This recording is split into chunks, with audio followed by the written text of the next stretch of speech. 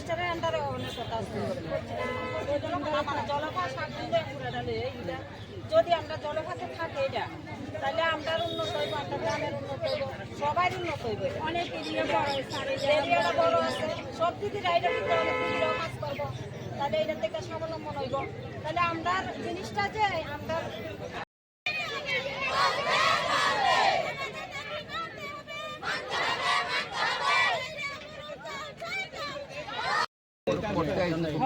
এটা সমাধান লাগে, কারণ সাধারণ মানুষের যে ভুগাইয়া তো কাম হইতো না, আমরা তো আছি না সাধারণ মানুষ করছি রাস্তা। তার কারণ হইল যে আমরা জলেখার আন্ডারে যে পোলট্রির শাড়িটা অনেক কথা ছিল, তো আমরা চাইতাছি যে আমরা জলেখার আন্ডারে বা সাপুন ক্লাস্টারের আন্ডারে যাতে এই শাড়িটা থাকে।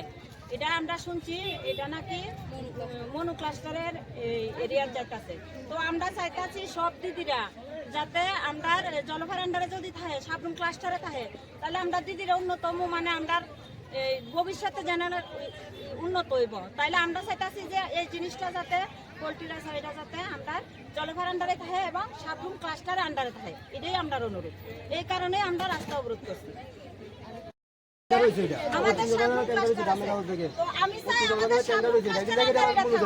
আমি না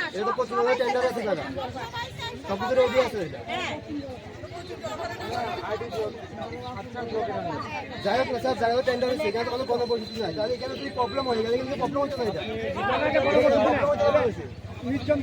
এখানে আমরা এখানে হইতে পারি, এটা পশ্চিম